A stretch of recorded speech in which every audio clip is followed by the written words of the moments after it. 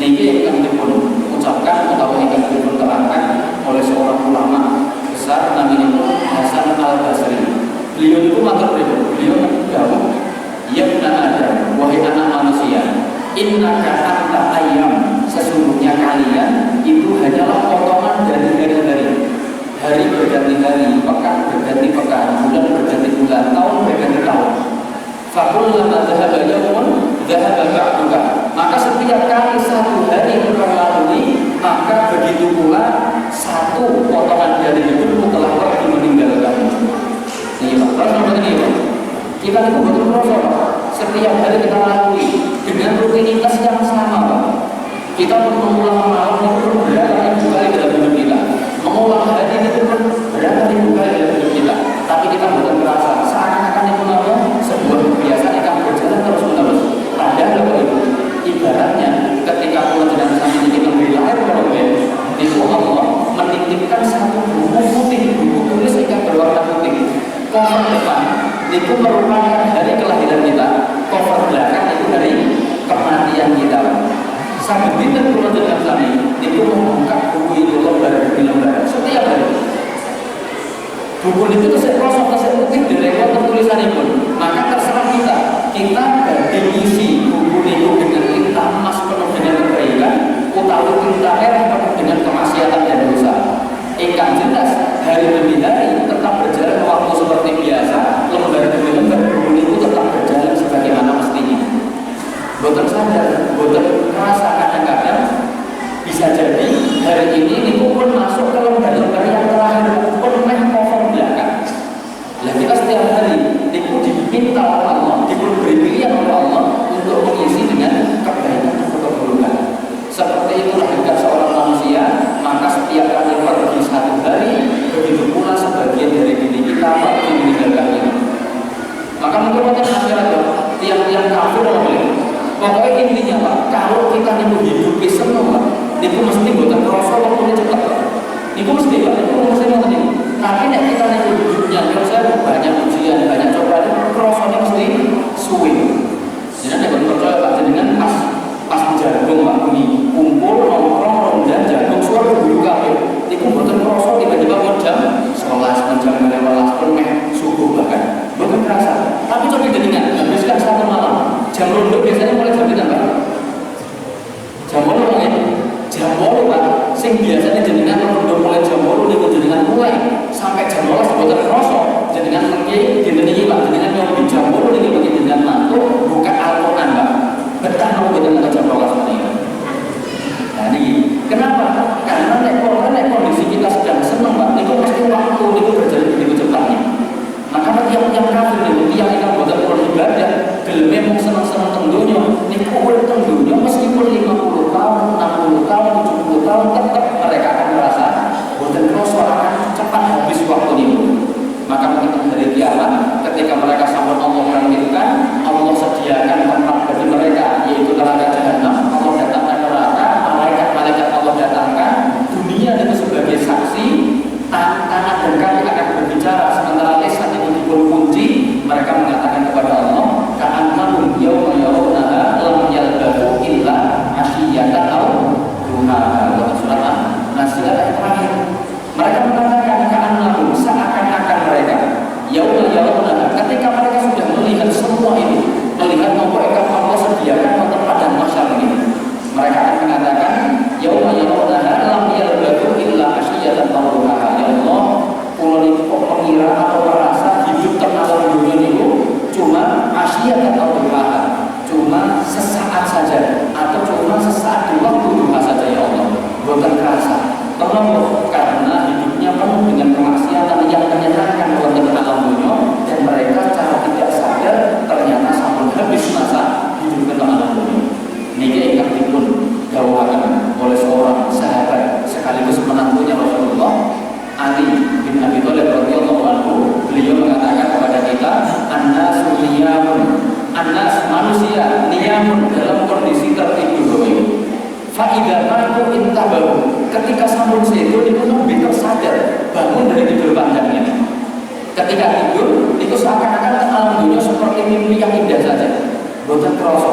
Tapi ketika sampun mati menurut alam kubur, diminta untuk bertanggung jawab terhadap sedaya amal perbuatan yang dipun laksanakan, intabaru memberi mereka merasa sadar, bangun dari tidur panjangnya dan merasa menyesali kehidupannya.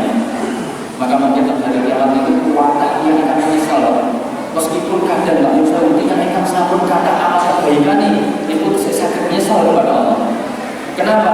Karena setelah dibalas dengan begitu banyak kenikmatan dalam surga, dia mengatakan, ya Allah, ternyata ya Allah, kebaikan-kebaikan yang dulu aku lakukan ya Allah, jenengan balas dengan begitu indahnya ya Allah. Bagaimana sekiranya ketika pulau Kolomben beribadah lebih giat lagi, lebih semangat lagi, mesti bakal lebih banyak kenikmatan yang kau berikan ya Allah. Maka mengapa tentang hari kiamat pada masyarakat, itu seorang manusia akan Allah bangkitkan. Ketika dibangkitkan oleh Allah, dikatakan, ya fulan, amal ibadahmu telah aku abadikan, ditunjukkan dengan amal ibadah sebesar gunung Uhud. Besar sekali. Maka orang ini mengatakan, ya Allah, kalau bentang alam dunia ini, boten pernah ibadah tenanan. Nek sedekah gunung sak gelemi, salat gunung melu koncone. Boten serius ibadah. Maca Al-Qur'an di pas Ramadan mau. Maka Allah mengatakan, ya bukan ingatkah kau dulu ketika itu kau sedang tidak punya harta. Ini ceritanya yang dari ini tentang alam dunia. Ketika hidup ada satu masa hidupnya boten kagum Allah sama sekali, boten kagum Allah sama sekali, tidak punya uang, boten punya bahan makanan. Maka tiba-tiba wonten seorang yang berbaik hati memberikan roti atau memberikan kurma kepada orang ini. Setelah diberikan kurma tersebut, kurma yang namun sekedip, maka dia kemudian mensedekahkan kurma yang telah diberikan atau mensedekahkan roti yang telah diberikan.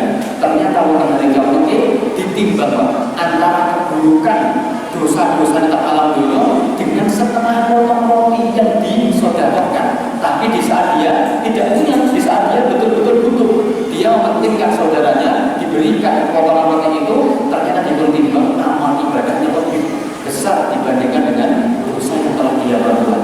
Maka Rasulullah saat sama dengan cerita seperti ini, Rasul mengatakan kepada kita, ittaqunnar walau bisyikki tamrah. Ittaqunnar, berlindunglah kalian dengan dari api neraka walaupun hanya dengan bisyikki tamrah, dengan setengah butir kurma ingkang dipun sedekahkan. Jadi maka orang ini ketika hari kiamat, ketika mendapatkan balasan yang lebih besar dari mau, dia mengatakan, ya Allah, seandainya dulu yang pulau sedekahkan ini bukan mau sepotong, tapi saya sedekahkan sakon roti, tentu pahalanya akan lebih besar. Ini penyesalan orang beriman. Nomor boleh berkata, engkau yang dia mengatakan akhirat atau kondisi dunia dia tidak mau beriman, tentu penyesalan engkau di alam ini itu sangat luar biasa. Dia berusaha menebus dirinya dengan semua engkau dia miliki. Innal ladzina kafaru wa matu wa hum kufar. Orang-orang engkau kafir mati dalam kondisi dalam kekafiran. Tidak akan pernah Allah terima apa yang dia tebuskan di hari kiamat nanti, meskipun dia menukarkan dirinya dengan emas penuh bumi. Seandainya punya emas penuh bumi ditebuskan, tidak akan Allah terima. Bahkan nanti akan dipanggil keluarga dipun katakan kepada Allah, ya Allah, ini keluarga ya Allah, ya Allah, dirimu lawan yang sudah tidak ada di Allah ini dibanding dengan anak-anaknya. Ya Allah, ini anak-anakku ya Allah, jenengan pada sedoyo, jenengan lebih tentang merokok, tapi jenengan bebaskan saya darinya. Ditolak oleh Allah, ditawarkan oleh teman-temannya, ya Allah, ini teman-temanku ya Allah, alhamdulillah, kalau mendem barang, zina barang, judi barang, orang-orang ini ya Allah, maka masukkan mereka ke neraka, tapi bebaskan saya. Allah katakan tidak diterima. Kalau innaha lalu nazza'atan lisyawah tad'uman akbar wa tawalla dan seterusnya. Maka mungkin penyesalan orang kafir itu lebih dahsyat ketimbang penyesalan orang beriman. Sampai pada puncaknya adalah ketika orang-orang kafir itu mungkin menyaksikan hewan-hewan terpadam masyarakat itu Allah ubah dari tanah. Karena hewan itu betul hisab, betul hitung amal kebaikan keburukannya, karena mereka betul punya hawa nafsu dan tidak punya akal. Maka nanti hewan-hewan itu akan Allah ubah dari tanah. Ketika orang kafir ini menyaksikan kambing dados tanah, ayam dados tanah, sapi dados tanah, mereka mengatakan, ya laitani untuk turaba ya Allah, duh kiranya ya Allah, kalau boten sadar dados tiyang ya Allah, dados wedhus mawon ya Allah, terus penak boten dihisab, hari ini dikembalikan menjadi tanah oleh ini penyesalan ingkang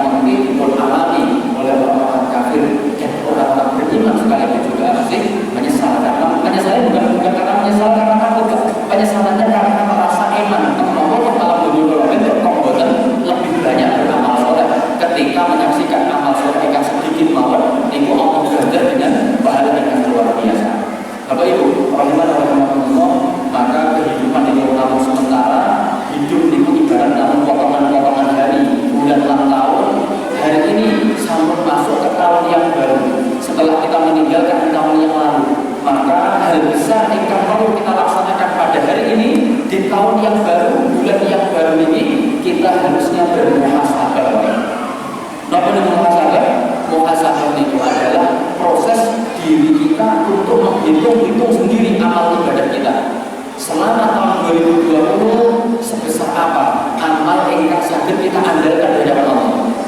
Selama tahun 2020 lebih banyak mana antara dosanipun dan ibadahipun? Selama tahun 2020 berapa peser harta, berapa rupiah harta ingkang sampun kita keluarkan untuk pendidikan kalimat Allah?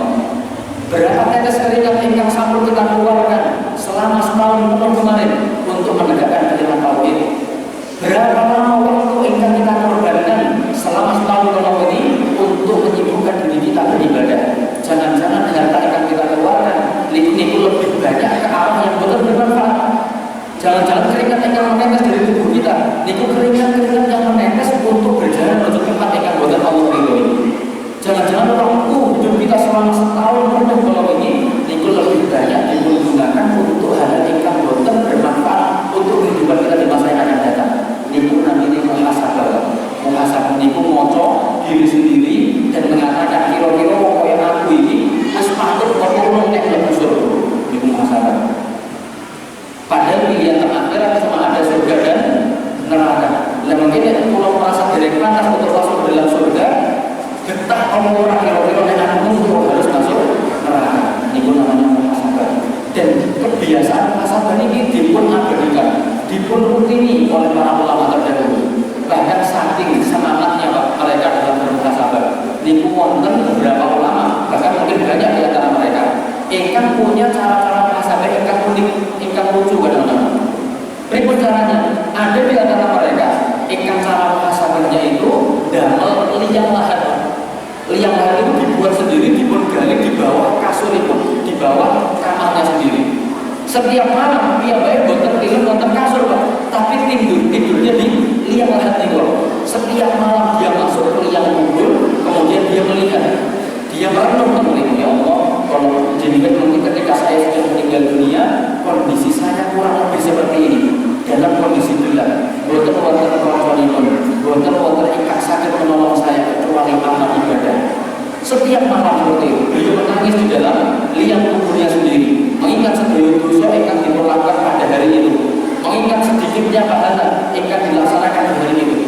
Maka dia menangis di malam itu bisa mengingat semua kesalahan-kesalahan di hari ingkang sama itu. Niku muhasabah. Niku ulama ingkang luar biasa hebat. Setiap hari sakit muhasabah. Lah kita Pak, kalau dengan kami ingkang sanes ulama Pak, kalau dengan kami sanes ulama itu Al-Quran akal yang boten, hadis paham yang boten Pak.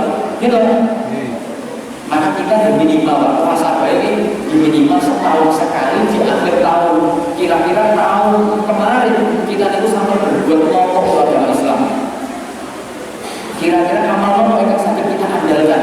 Mungkin ketika di tahun 2021 ini ternyata kok terus itu Pak. Maka nanti di hadapan Allah apa yang bisa kita perjuangkan atau kita tunjukkan nanti. Maka tiang ingkang rajin bermuhasabah niku adalah tiang ingkang nanti di hari kiamat hisabnya akan ringan. Ini Pak, rumusnya ini. Tiang ingkang mendunia sering muhasabah mungkin di akhirat hisabnya akan ringan. Tapi sebaliknya, tiang ingkang boten pernah bermuhasabah tentang alam dunia mungkin akhirat hisabnya mesti bakal susah, mesti bakal sulit. Dan ini sampai Allah sampaikan pada surat Al-Aqaf juz ke-29. Allah mengatakan kepada kita, "Fa'amma man utiya kitabahu bi yaminihi, fayaqulu ha'umqra'u kitabiyah. Inni dhanantu anni mulaqin hisabiyah." Tiang ingkang mengkitab hari kiamat angsal kitab dari tangan kanan, biar ini dari tangan kanannya atau dari arah kanannya. Fayaqulu ha'umqra'u kitabiyah. Maka mereka akan dengan bangganya mamernya kitab ini kepada semua orang yang dipertemui. Kalau benar konsolnya alam dunia, konsolnya pengajian, konsolnya ngaji bareng, konsolnya sedekah bareng, konsolnya berbuat kebaikan bareng, itu dipanggil. Kemudian ditunjukkan ini loh kitabku, ini loh rapotku, penuh dengan tulisan yang bagus, tinta hitam, tinta emas, penuh dengan kebaikan. Hal orang kita lihat dipun pamernya kepada semua orang. Sebagaimana putra putri jenengan yang masih sekolah SD, SMP, SMA, ketika mendapatkan rapor dari gurunya, hasil ujian ini nilai saya sedaya Pak. Itu mulai mesti semangat, mesti bengok-bengok Bapak Ibu kurang nilai bagus. angsal peringkat. Napa boleh kok sebelum ujian bapaknya pesen boleh ngumpul nek ujian kok nilaimu apik oleh ranking tak kok oleh sepedanya. Mesti Pak setelah bagian rapor angsal peringkat dia akan pulang dengan semangat terus kowe elenge napa hadiah yang disediakan. Kemudian mengatakan kepada orang tua Bapak Ibu niki rapor penuh dengan nilai yang baik. Angsal peringkat 1. Ini luar biasa. Sama di hari kiamat juga seperti itu. Ketika Allah mungkin bagi rapor amal kebaikan dan keburukan itu sama tertulis secara rapi, buatan-buatan ikan luput dibagikan oleh Allah. Maka tiap ikan amal kesehatan berkata akan mengatakan kepada orang lain, ini kitab, baca kitab yang penuh dengan kebaikan. Inni lantu anni ulaqil hisabiyah. Ciri-ciri nopo? Ciri-ciri tiang ikan saged kados mekaten mengkita hari kiamat selama di dunia dia mengatakan inni lantu anni ulaqil hisabiyah. Dia mengatakan, sungguh dulu di dunia aku termasuk orang yang yakin tentang hari kiamat dan yakin tentang hari perhitungan amal. Maka aku mempersiapkan amal kebaikanku sebanyak-banyaknya, menahan diri untuk boten berbuat dosa sekecil-kecilnya karena persiapan menjadi hari kiamat. Allah mesti bakal bertanya kepada semua yang pernah berbuat. Ini ciri-cirinya dia adalah orang yang merasa yakin dengan hari perhitungan amal. Sebaliknya Bapak Ibu, yang ingkang aksal kita dari arah kirinya, fa'amma man utiya kitabahu bishimali fayaqulu ya laitani lam uta kitabiyah wa lam adri ma hisabiyah ya laitaha kanatil qadiyah. Di surat yang sama, surat Al-Haqqah ayat setelahnya, beberapa ayat setelahnya, mereka yang ingkang asal kita dari tangan kiri atau alhamdulillah bahkan dari arah belakangnya, mereka mengatakan ya laitaha kanatil qadiyah. Ya Allah, kiranya dulu di dunia saya termasuk orang yang banyak beramal soleh ya Allah. Saya dulu termasuk orang yang pandai memikirkan masa depan dari kiamat ya Allah. Tentu boten bakal mendapatkan kitab dari arah tangan kiri. Kenapa? Karena dulu ciri-ciri mereka Allah sampaikan dalam surat yang lain, innahu kana fi ahlihi masrurah. Dulu di dunia mereka adalah orang yang suka menghambur-hamburkan uang, suka berbuat maksiat, suka bersenang-senang di kehidupan sementara bersama seluruh anggota keluarganya. Ini bang. Terus kadang-kadang itu kalau memang keluarga itu kadang-kadang yang boleh dipermanis pak. Meskipun perlu jadi berkeluarga nih pak, tapi perlu bukan keluarga, bapak ibu perlu keluarga perlu. Keluarga ini boleh bukan kemudian dibuat dengan baik pak. Kadang keluarga itu bisa menjadi wasilah keburukan. Karena keluarga itu rentan untuk masalah dunia. Jadi kan ya pas pulang ke rumah ketemu dengan anak istri pak, mengingat dibicarakan mesti masalah dunia pak, mesti nih pak. Ibu dia mau lawas ini